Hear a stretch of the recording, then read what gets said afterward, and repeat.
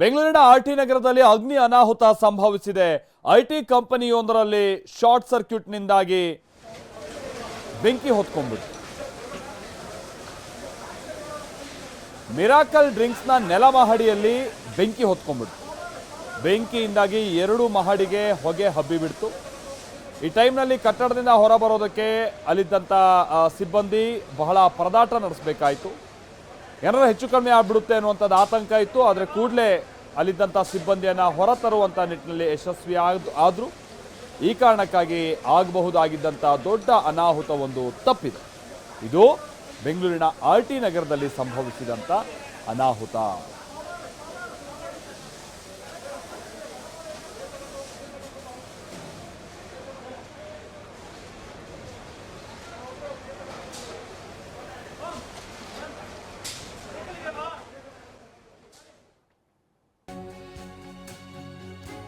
ಆಮೇಲೆ ಹೀಗೆ ಬೆಂಗಳೂರಿನ ಆರ್ಟಿ ನಗರದಲ್ಲಿ ಬೆಂಕಿ ಅವಘಡ ಆಗಿದೆಯಲ್ಲ ಒಂದು ಕಟ್ಟಡದಲ್ಲಿ, ಇದಕ್ಕೆ ಸಂಬಂಧಪಟ್ಟಂಗೆ ಈಗ ಕೆಲ ಮಾಹಿತಿ ಸಿಕ್ಕಿದ್ದು 40 ಜನ ಇದ್ರಂತೆ. 40 ಜನರನ್ನು ಅಗ್ನಿಶಾಮಕ ದಳ ಸಿಬ್ಬಂದಿ ರಕ್ಷಿಸಿದ್ದಾರೆ. ಬೆಂಕಿ ಅವಘಡದಲ್ಲಿ ಯಾವುದೇ ಪ್ರಾಣಾಪಾಯ ಸಂಭವಿಸಿಲ್ಲ. 11 ಜನರಿಗೆ ಸ್ಥಳೀಯ ಆಸ್ಪತ್ರೆಯಲ್ಲಿ ಚಿಕಿತ್ಸೆ ನೀಡಲಾಗಿದೆ. ಗಾಯಾಳುಗಳ ಆರೋಗ್ಯವನ್ನ ಸಚಿವ ಭೈರತಿ ಸುರೇಶ್ ವಿಚಾರಿಸ್ತಾರೆ. ಒಬ್ರು ಮಹಿಳೆಗೆ ಈಗ ಸದ್ಯ ಉಸಿರಾಟದ ಸಮಸ್ಯೆ ಇದೆಯಂತೆ. ಬಹುಶಃ ಬಹಳ ದಟ್ಟವಾದಂಥ ಹೊಗೆ ಆವರಿಸ್ಕೊಂಡಿತ್ತಲ್ಲ, ಈ ಕಾರಣಕ್ಕಾಗಿ ಅನಾರೋಗ್ಯ ಸಮಸ್ಯೆ ಅವರಿಗೆ ಉಂಟಾಗಿದೆ ಅಂತ ಕಾಣಿಸುತ್ತೆ. ಉಸಿರಾಟ ಸಮಸ್ಯೆ ಇರುವಂತ ಮಹಿಳೆಗೆ ಚಿಕಿತ್ಸೆ ರಸ್ತೆಯಲ್ಲಿ ಅಗ್ನಿ ಅವಘಡ ಸಂಭವಿಸಿತ್ತು. ನನ್ನ ಹಿಂಭಾಗದಲ್ಲಿ ನೀವು ಈಗಾಗಲೇ ಗಮನಿಸ್ತಾ ಇದ್ದೀರಾ, ಆರ್ಟಿ ನಗರ ಪೊಲೀಸ್ ಠಾಣಾ ವ್ಯಾಪ್ತಿಯ 80 ಫೀಟ್ ರಸ್ತೆಯಲ್ಲಿ ಇರ್ತಕ್ಕಂಥ 3 ಫ್ಲೋರ್ನ ಬಿಲ್ಡಿಂಗ್ ಇದು.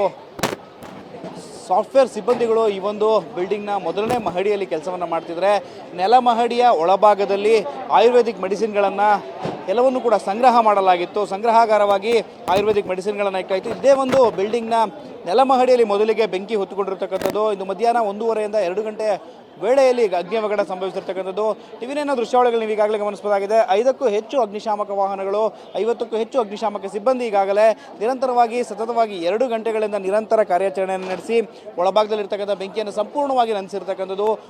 1ನೇ ಮಹಡಿಯಲ್ಲಿದ್ದಂಥ 25ಕ್ಕೂ ಹೆಚ್ಚು ಸಾಫ್ಟ್ವೇರ್ ಉದ್ಯೋಗಿಗಳನ್ನು ಹೊರತರುವಲ್ಲಿ ಶ್ರಮಿಸಿದ್ದಾರೆ ಅಗ್ನಿಶಾಮಕ ಸಿಬ್ಬಂದಿ. ಬೆಂಕಿ ಹೊತ್ತಿಕೊಂಡ ಸಂದರ್ಭದಲ್ಲಿ ಕೂಡಲೇ ಸ್ಥಳಕ್ಕೆ ಆಗಮಿಸಿದಂಥ ಅಗ್ನಿಶಾಮಕ ಸಿಬ್ಬಂದಿ ಒಳಭಾಗದಲ್ಲಿ ಸಿಕ್ಕಿದಂತಹ 25ಕ್ಕೂ ಹೆಚ್ಚು ಸಾಫ್ಟ್ವೇರ್ ಉದ್ಯೋಗಿಗಳನ್ನು ಪಕ್ಕದಲ್ಲೇ ಇರ್ತಕ್ಕಂಥ ಮತ್ತೊಂದು ಬಿಲ್ಡಿಂಗ್ನಿಂದ ಏಣಿಯ ಸಹಾಯದಿಂದ ಹೊರಗಡೆ ಕರೆದುಕೊಂಡು ಬರುವಲ್ಲಿ ಯಶಸ್ವಿಯಾಗಿರ್ತಕ್ಕಂಥದ್ದು.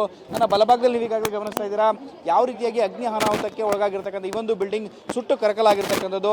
ಈ ಒಂದು ನೆಲಮಹಡಿ ಏನಿದೆ, ನೆಲಮಹಡಿಯ ಒಳಭಾಗದಲ್ಲಿ ಆಯುರ್ವೇದಿಕ್ ಮೆಡಿಸಿನ್ಗಳನ್ನು ಕೂಡ ಸಂಗ್ರಹಾಗಾರವಾಗಿ ಸಂಗ್ರಹಣೆಯನ್ನು ಮಾಡಲಾಗಿತ್ತು. ಒಳಭಾಗದಲ್ಲಿ ಸುಮಾರು 7-8 ಬೈಕ್ಗಳು ಕೂಡ ಸುಟ್ಟು ಕರಕಲಾಗಿರ್ತಕ್ಕಂಥ ದೃಶ್ಯಾವಳಿಗಳನ್ನು ಟಿವಿನ ದೃಶ್ಯಾವಳಿಗಳು ನೀವು ಈಗಾಗಲೇ ಗಮನಿಸಬಹುದಾಗಿದೆ.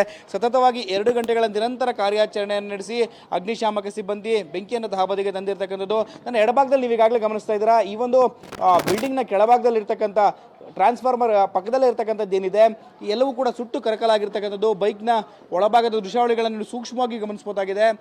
ಈ ಒಂದು ಬಿಲ್ಡಿಂಗ್ನ ಪಕ್ಕದಲ್ಲೇ ಇರ್ತಕ್ಕಂಥ ಟ್ರಾನ್ಸ್ಫಾರ್ಮರ್ನಲ್ಲಿ ಮೊದಲಿಗೆ ಕಿಡಿ ಹೊತ್ತುಕೊಂಡಿದೆ. ತದನಂತರದಲ್ಲಿ ಕೆಳಭಾಗದಲ್ಲಿ ಇರ್ತಕ್ಕಂಥ ಯಾವ ರೀತಿಯಾಗಿ ಎಲೆಕ್ಟ್ರಿಕ್ ಐಟಮ್ಸ್ಗಳಿದೆ ಎಲ್ಲವೂ ಕೂಡ ಸುಟ್ಟು ಕರಕಲಾಗಿರ್ತಕ್ಕಂಥ ದೃಶ್ಯಾವಳಿಗಳನ್ನು ನೀವು ಗಮನಿಸಬಹುದಾಗಿದೆ.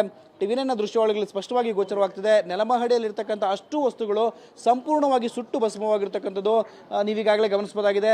5ಕ್ಕೂ ಹೆಚ್ಚು ಬೈಕ್ಗಳನ್ನು ಕೂಡ ಇಲ್ಲಿ ಸಿಬ್ಬಂದಿ ಪಾರ್ಕನ್ನು ಮಾಡಿದರು. ಪಾರ್ಕಿಂಗ್ನ ವೇಳೆಯಲ್ಲಿ ಹೊತ್ತುಕೊಂಡಂಥ ಬೆಂಕಿ ಇಡೀ ಬಿಲ್ಡಿಂಗ್ಗೆ ವ್ಯಾಪಿಸಿರ್ತಕ್ಕಂಥದ್ದು.